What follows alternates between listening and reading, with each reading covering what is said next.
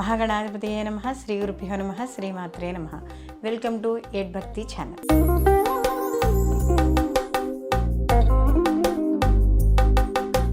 గురుగ్రహ మార్పు.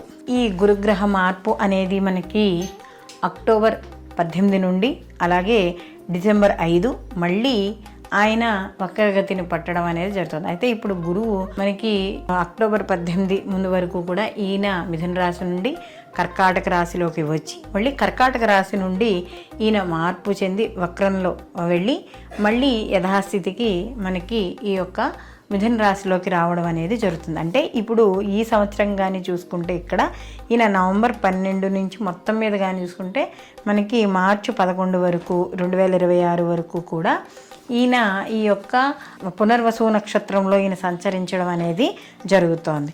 అయితే అక్టోబర్ 18 నుండి మనకి డిసెంబర్ 5 వరకు కూడా 2025 సంవత్సరం వరకు కూడా ఈయన అంటే ఇదే సంవత్సరంలో కర్కాటక రాశిలో ఉండి తర్వాత ఈయన వెనక్కి మిథునంలోకి ప్రవేశించడం అనేది జరుగుతోంది. కాబట్టి ఇంచుమించు ఈయన యొక్క 50 రోజుల యొక్క ప్రయాణం కర్కాటక రాశిలో తన ఉచ్చ స్థితిలో ఈయన ఈ యొక్క గురువు ప్రయాణం చేయడం అనేది జరుగుతుంది. సహజంగా గురువు కానీ మనం చూసుకున్నప్పుడు ఈయన శుభగ్రహము, అలాగే విద్యకి, ఉద్యోగానికి, వివాహానికి, సంతానానికి, పూర్వజన్మ పుణ్యానికి కూడా ఈ గురువు మనకి కారకుడుగా మనం చెప్తాం. కాబట్టి ఇక్కడ ఎవరికైనా ఈ గురుగ్రహం ఉచ్చస్థితిలో ఉన్న లేదా గురు మహర్దశలు జరుగుతున్నా అంతర్దశలు జరుగుతున్నా కూడా ఈ సమయంలో వీళ్ళకి శుభ ఫలితాలు ఉంటాయి. ఎందుకంటే గురువు తన ఉచ్చ స్థితిలోకి ప్రవేశిస్తున్నాడు కాబట్టి ఎక్కువగా సహజంగా శుభ ఫలితాలే ఎక్కువగా ఇవ్వడం అనేది జరుగుతుంది. కాబట్టి ఇక్కడ ఈ యొక్క గురువు యొక్క ప్రభావం ఎలా ఉండబోతోంది, ఎటువంటి ఫలితాలు ఇస్తాడు, ఇలాంటి విషయాలన్నీ కూడా మనం ఇప్పుడు ఈ వీడియోలో మనం తెలుసుకుందాం. అలాగే వీడియో చివరిన కూడా మనం ఎటువంటి మనం ఈ యొక్క వివిధ రాసుల వాళ్ళు అంటే మనకి ఉన్న ద్వాదశ రాసుల వాళ్ళు కూడా ఎటువంటి పరిహారాలు చేసుకోవాలి అనే విషయాన్ని కూడా తెలుసుకుందాం. కుంభరాశి. ఈ కుంభరాశి కానీ చూసుకున్నప్పుడు కుంభరాశి వారికి లాభ ద్వితీయాధిపతి అయిన గురువు వీళ్ళకి పంచమ షష్టమ స్థానాల్లో సంచారం. ఎప్పుడైతే పంచమ స్థానంలో వీళ్ళకి సంచారం జరుగుతోందో ఇప్పుడు ఆ పంచమ స్థానంలో సంచారం వల్ల వీళ్ళకి శుభ ఫలితాలే కలుగుతాయి.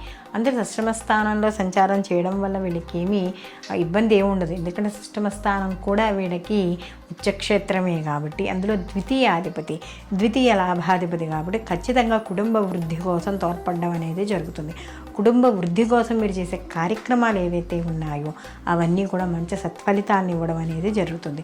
కుటుంబంలో నూతన వ్యక్తుల రాక, ఆ నూతన వ్యక్తుల యొక్క వల్ల మీకు లాభాలు కూడా చేకూరడం అనేది జరుగుతుంది.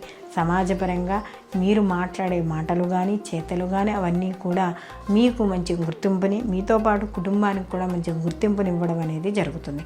గతంలో ఏవైనా కుటుంబపరం కోసం కావచ్చు, లేకపోతే పిల్లల కోసం కావచ్చు, దేనికోసమైనా ఏదైనా ఇన్వెస్ట్ చేసిన డబ్బులు ఉంటే అంటే ఎక్కడైనా మీరు స్థలాలు కొనడం కానీ లేకపోతే ఏమైనా షేర్లు కొనడం కానీ ఇలాంటివి జరిగి ఉంటే ఈ సమయంలో అవి మంచి అంటే వాటి యొక్క వాల్యూ పెరగడం అనేది ఖచ్చితంగా ఇక్కడ మనకి కనబడుతోంది. అలాగే ఇక్కడ ముఖ్యంగా వ్యాపారాలు, భాగస్వామి వ్యాపారం కావచ్చు, లేకపోతే ఏమైనా వాళ్ళు వ్యక్తిగతంగా చేసుకునే వ్యాపారాలు కావచ్చు, వీటిల్లో కూడా మంచి లాభాలు పొందుతారు.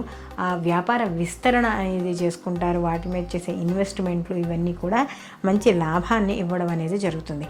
ఈ సమయంలో మీరు చేసే ఆలోచనలు కానీ, మీరు వేసుకునే ప్లాన్స్ కానీ, లేకపోతే మీరు మీ తోటి స్నేహితులకు కానీ బంధువులకు కానీ ఇచ్చే సలహాలు ఇవన్నీ కూడా మంచి ఫలితాలను, వాళ్ళకు కూడా మంచి వృద్ధిని తీసుకురావడం అనేది జరుగుతుంది.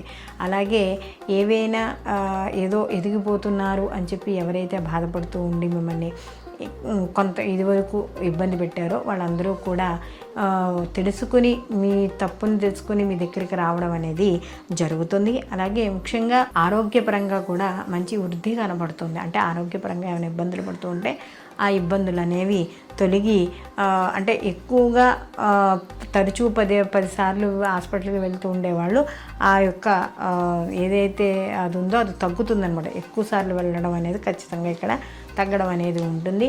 కుటుంబానికి సంబంధించి కొత్త నిర్ణయాలు తీసుకుంటారు.